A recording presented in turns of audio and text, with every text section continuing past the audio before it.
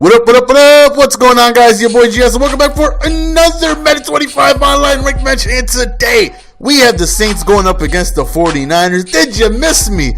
I said, did you miss me? Decided to take the day off yesterday, and it was well much needed rest, man. As you guys know, I've been doing 3 videos a day for, a little bit now, and it definitely takes some energy in order to play these games on top of editing and, all that fun stuff. So, we slept in late last night. Me and my baby, man, we stood up all day so we could actually get some sleep.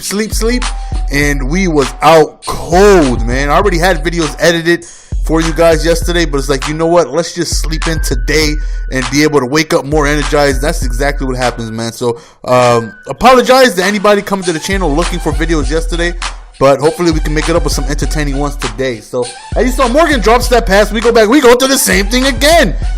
Coming out of the slot, Morgan with his 94, 5, 6. I'm not exactly sure what number exactly his speed is, but he's very fast. So, only person that can keep up with him, stride for stride on the 49ers is Culliver. So, and him coming out on a 4-6 really makes it for a mismatch, and we went back to it. That time he caught it.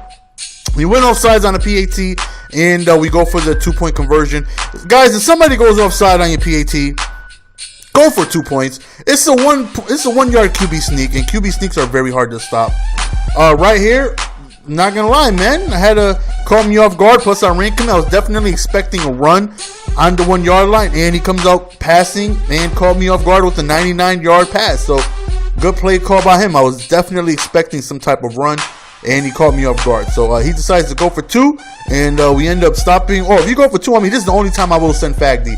Only time. I do not send in mid-game, but during 2-point conversions, I get scared and I call Fagdy. Call it what you want, but you can't say nothing. I don't call Fagdy during the games, right? That's what's important. So we ended up stopping him when he went for 2, and you saw he came out an onside kick right there, and we had to call a timeout.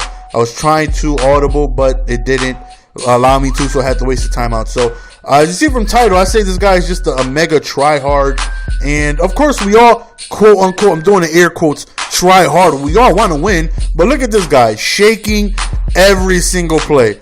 The guy shake blitz every single play with, one of the best defenses in the game, and it's frustrating. If you guys don't know what shake blitzing is, it just pretty much allows your defenders to get a crazy auto start boost on the defensive side of the ball. And this is the first time I'm going up against somebody who did it every single play, and it's a little frustrating, because like I said, they get a mega jump, to begin the snap. So I got to try and make sure I get rid of the ball quickly, because they come screaming. And he also played a lot of Fagdy, so I got to deal with shake blitzing, I got to deal with Fagdy. Plus, I never knew what he was doing. He would shake, and then sometimes he would send 7 people, sometimes he would shake and he would send 1 with the spy, and definitely confusing. Definitely a defense I have yet to go up against. So, I got to try and, figure out ways to beat, the defense that he's calling. So, hopefully, we can go on ahead and be able to do exactly what we just did. Move the ball positively and get into the end zone. So, right here, we actually tried to go for a 2-point play right there. Like, you know what? He's shake blitzing.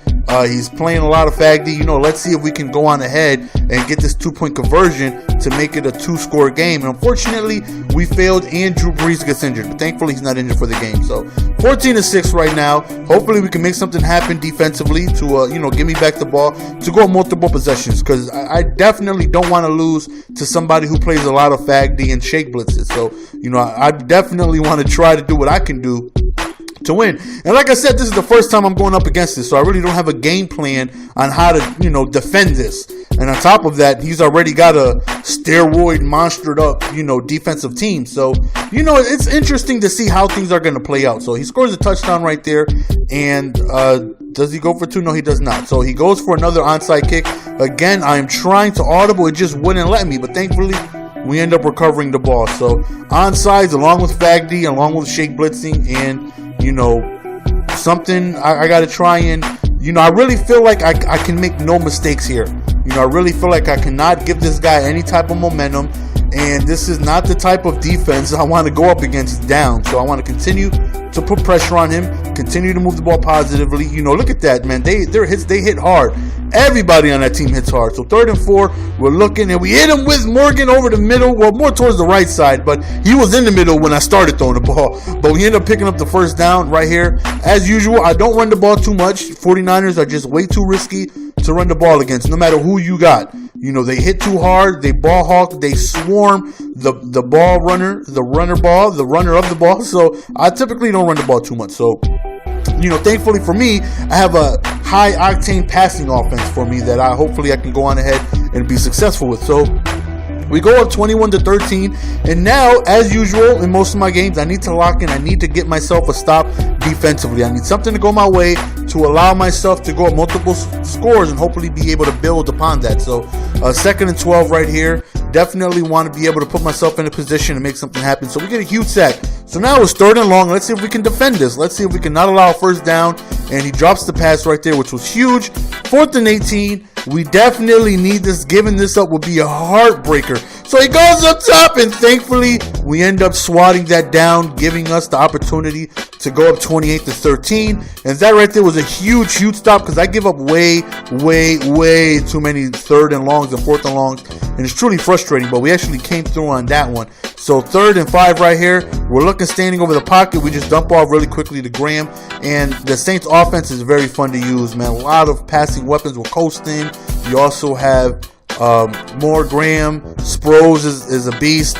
I wouldn't typically, advise you to run the ball with him too much against the Niners, but, he is somebody who is reliable. They also have, Pierre Thomas, who you can mix in right there. 4th and 1, tough decision. Do I go for it? Do I not? I decided to go for it. Like I said, I really want to keep the foot on his neck. I don't want to allow him to get back in this game. If I didn't get it, I would have had to live with it, but the reward to me was better than the loss. Scoring a touchdown to me was better than possibly not scoring, considering to begin the half, I'm now up 15, which is huge. So he throws the interception right there. I'm sorry, son, but no for you. So we're up 28-13. We try a screenplay right here to see if we get anything going, but of course we don't. So 28-13, he gets the ball back. So that's why I really didn't want to kick a field goal.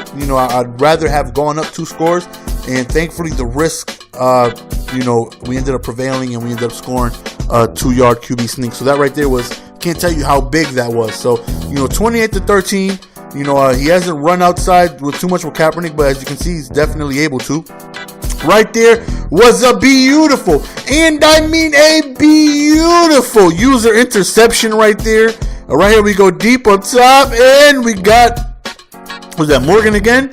You keep leaving me one-on-one with no over-the-top help, I will abuse you in that slot. If you do not have over-the-top help, I will abuse you. So we end up scoring another touchdown over the top, and as you can see, the lead just really gapping. Is that a word? Gapping? It really opened itself up. Kim K legs. You guys know what I'm talking about. So we really opened it up, and now we're up. What is it? Quick math. 21. We're up 21. Yeah, we're up 21. Are we up 21? Yeah, we're up 21. So right there, he just throws it up, hoping for the best, and we end up getting an interception.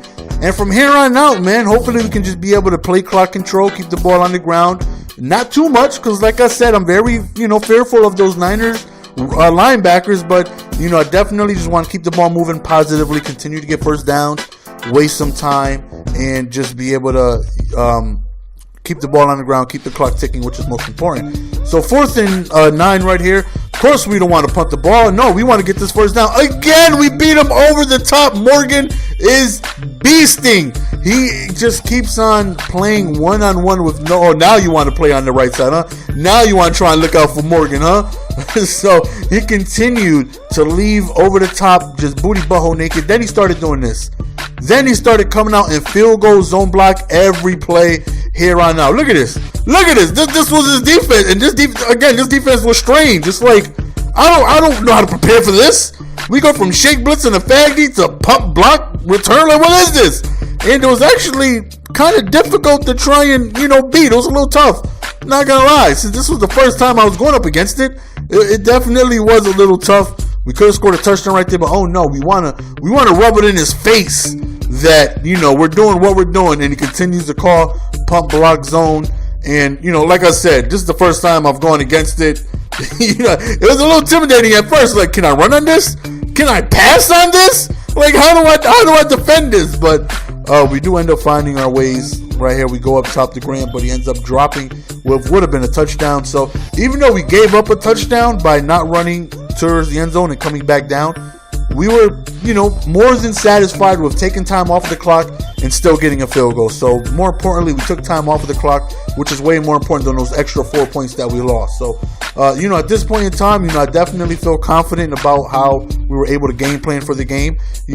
Madden is a big game against adjustments. You don't know exactly what you're going to see in ranked matches. You can see anything from crazy blitzes to shaking faggy blitzes and pump block zone. So, got to try and adjust on the fly. So next time somebody, shakes on me, I kind of might have a better idea on what to do. Because, again, that's not a defense I've gone up against until this game. So, for the most part, I feel like we've had success. And if he so happens to want to completely call pump block zone every play, I feel like we got, a little scheme for that as well. So, nonetheless, man, anytime I'm successful with the non-mobile, because in Madden 25, it's all about read options, QB wraps, and QB powers, and being able to, get your running back in motion. That's why if you go back, you can just go through all of the games I've uploaded from Madden 25. There's usually at least one mobile QB. Either I have them or my opponent has them. Most of the time is both of us. But for the most part, being able to win with a non-mobile QB can be challenging at times because, it just makes it that much more easier just to be able to escape from the pocket when things, just typically aren't going well on that play. But, nonetheless, we stuck in the pocket with Drew Brees, and, we happen to have a very good offense to counter his defense, I feel. He was shaking out of 4-6, which had no over-the-top help, and we just destroyed him with Morgan. We also had, success against the Faggy, so we did good. So that's the end of the game, guys. Hope you guys enjoyed. As always, it's your boy GS, and we are done. Give it to me, baby. Hope you guys enjoyed today's videos.